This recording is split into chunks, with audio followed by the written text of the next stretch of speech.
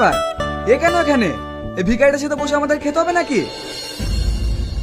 দেখো আজিজ, এটা হচ্ছে বাড়ি বড় জামাই, তোমার বড় ভাইরা, তাই চিৎকার না করে একসাথে বসে খেয়ে নাও।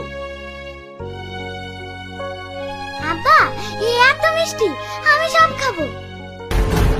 সিসি কইলো কি? উয়া! এই ভিখারি বাচ্চা, বাবা কাল কোনো মিষ্টি খাসনি?